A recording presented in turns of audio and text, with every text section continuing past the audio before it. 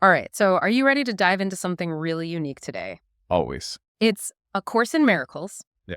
And you might be thinking, like, oh, another self-help book. Right. But hold on, because the backstory on this one, I mean, it's anything but typical. Okay. Just imagine, like, two Columbia University psychology professors, Okay. not exactly known for being, spiritual gurus. And suddenly they're claiming that a mysterious voice dictated an entire book to them. Really? It's kind of wild, right? Wow. Yeah, and it's true. It's true. And what's so fascinating about it is, I mean, this text completely flips the script, on how we usually think about spiritual wisdom. Totally. Like we're talking about Helen Schucman, Okay. who's a self-proclaimed atheist, Right. and William Thetford, who, he seemed more focused on worldly success Yeah. than like divine inspiration, Not exactly the folks you'd picture channeling a spiritual masterpiece. Yeah, not at all. And, it really makes you wonder, what was it about this particular experience, that pushed past their skepticism? Exactly. I mean, Helen described being able to start and stop this voice. Really? Yeah. Making notes and picking up later as if it were a conversation. Wow. Yeah, So it's not like this overwhelming, kind of like channeling, experience. Really? It was like she was able to be like, hold on, I need to, take a break. Right. Yeah. It's almost as if someone hit pause on a recording Right. and she was taking dictation. Yeah. Well, then that's where Bill comes in, right? Yeah. Exactly. Exactly. Yeah. Every day Wow. for 7 years, he meticulously typed up her notes. Wow. I mean, this wasn't some casual project. Uh, It was a daily commitment. yeah. And what's even more, intriguing about all of this Yeah. is that their relationship was actually quite difficult Oh, really? at times. So they're not like, best buddies skipping through, fields of flowers together. No, they had a very contentious relationship. Interesting. So despite their differences and the sheer commitment, like this undertaking required, Right. they kept showing up day after day. They did. They transcribed this course. I mean, it tells you something about the power this material seemed to hold over them, Yes. even if they couldn't fully grasp it at the time. Yeah. Okay, so we've got like these two unlikely collaborators, right? Right. A mysterious voice, Yes. 7 years of like dedicated work. Right. What comes out of it? Yeah. What emerges from this? What is A Course in Miracles? Yes. And what does it offer, to somebody like you listening, seeking spiritual guidance? Yeah. I mean, think of A Course in Miracles as like a spiritual guidebook, Okay. but with a very unique twist, I think. Okay. It's divided into 3 parts. Okay. You have the text, you have the workbook, and you have a manual for teachers. Okay. And don't let that, don't let that word teacher Yeah. throw you off. Right. Because, you don't have to go get a teaching certificate Right. to get something out of this. Right. The teacher that they're really talking about is your own inner wisdom. Yeah, that makes sense. Yeah, it's not about being taught by someone else, but tapping into something within yourself. Precisely. Yeah. Yeah. And that's what I think is so interesting about A Course in Miracles. Yeah. It's not, you're encouraged to explore these books in any order that resonates with you. Oh, interesting. Absolutely. There's no rigid structure or dogma. Yeah. You get to choose your own path. I like that. It feels very like flexible, Yeah. not intimidating. Yeah. It's very inviting. Okay, so let's talk content then. Okay. Like, what's the core message Yeah. at the heart of this course? So many spiritual traditions are very theory heavy, Right. right? Yeah. And I think what A Course in Miracles really does is it flips that on its head.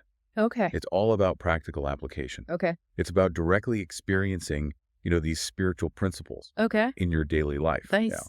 The Course even says a universal theology is impossible, but a universal experience is not only possible, but necessary.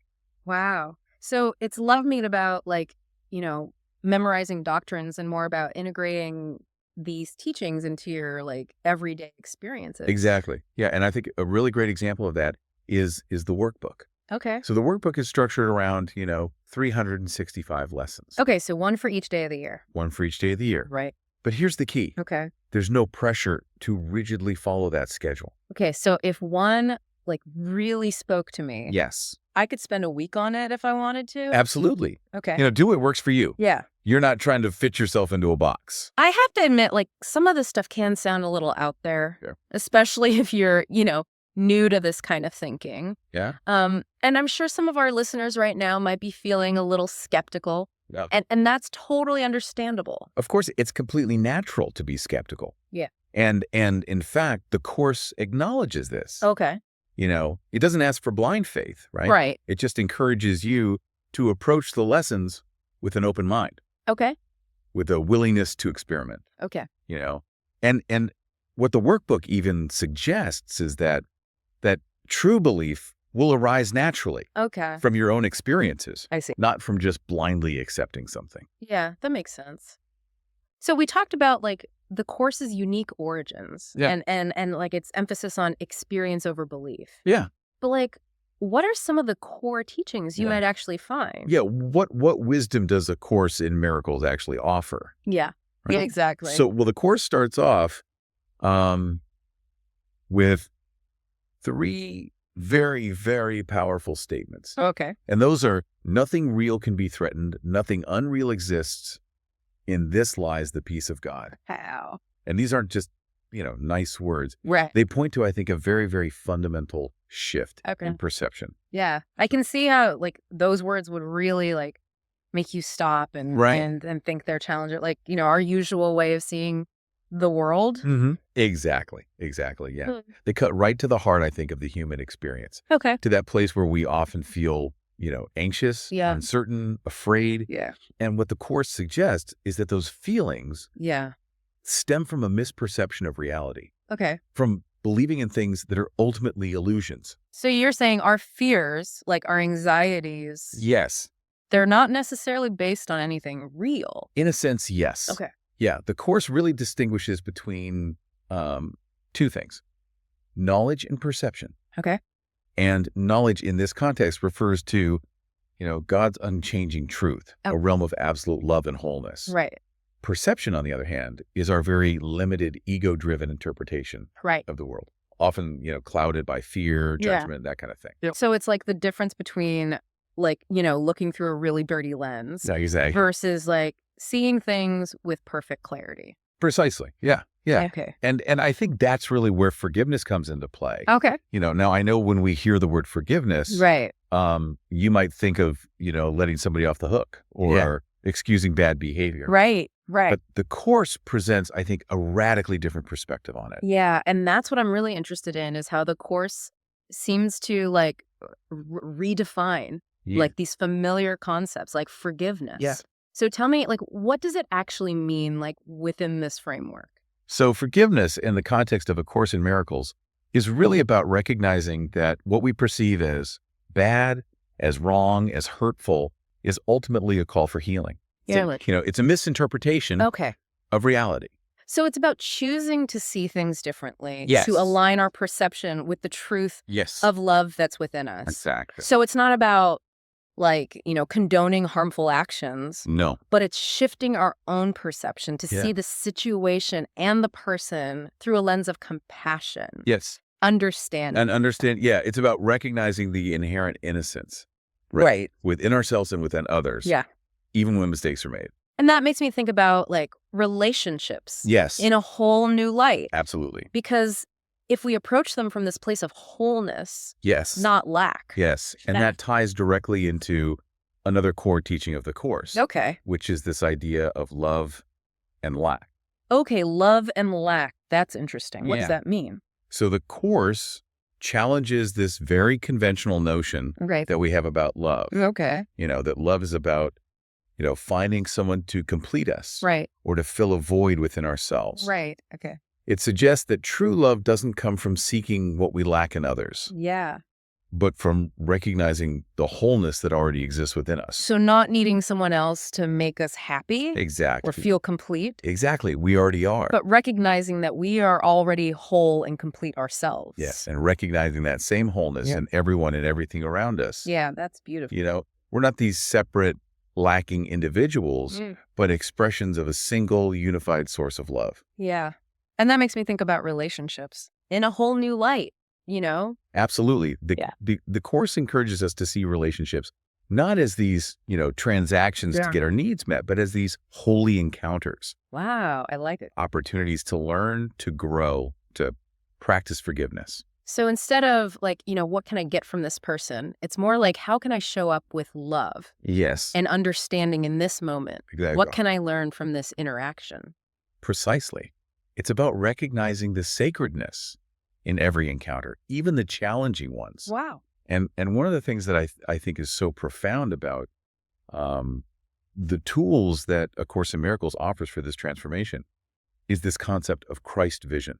Okay, Christ vision. Now that sounds powerful. Yeah. What is that? So think of Christ vision as a way of seeing beyond the limitations of our physical senses, Okay. beyond the judgments of the ego, Right. to a place of pure love and understanding. So how do we access that? Yeah. Is it like, meditating for hours on end, Right. becoming a saint? No, I think what the Course suggests is that accessing this vision is more about quieting the mind Okay. and learning to listen to a different voice within us.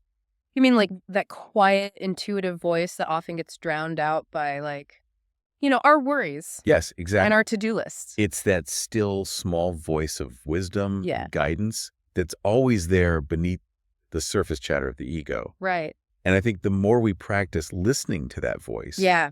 the more we strengthen that connection to our true selves. It's like cultivating a deeper level of self-awareness. Yeah. Learning to discern between the ego's voice. Exactly. Which is fear. Yes, fear, exactly. In this right voice. The right voice of love and guidance, exactly. Yes, love and guidance. And as we practice that, right, we begin to see ourselves and others through the eyes of compassion, Yeah. recognizing, that spark of divinity that resides within us all. So does the Course give us guidance on how to take that final step? Yeah. It suggests that while our efforts are important, Okay. that final step is ultimately a surrender. Wow. An allowing of God's grace to bridge the gap between, our understanding Yeah. and the full experience of our true nature. So it's not just about our individual efforts, but also about surrendering to something larger than ourselves. Yes. And I think, the Course really emphasizes this, that even though we may feel alone at times, We're always, guided, supported on Yeah. this journey of awakening. we've covered so much today, from the Course's remarkable origins I know, right? to its profound teachings on forgiveness Yes. and love Yeah. and this transformative power of Christ vision. It's amazing. If anything we've talked about today, sparks your interest, Yeah. I'd encourage you to pick up A Course in Miracles, Yeah. read it for yourself, Like it. and just see what resonates. And I think as you delve into this material, just remember this. A Course in Miracles is more than just a book. Yeah. It's an invitation to a lifelong journey of Yes. self-discovery Yeah. and spiritual exploration. It's about recognizing the peace and the wholeness Yes. that are available right here, right here, right now. right now. Yes. So as you go about your day today, Yeah. consider this. Okay. What would it look like to approach your interactions, your challenges, even your moments of joy with a renewed sense of curiosity, Yes. openness? How might that shift your experience of yourself and the world around you? Until next time, keep exploring, keep questioning, and keep diving deep Yes. into these fascinating mysteries of life.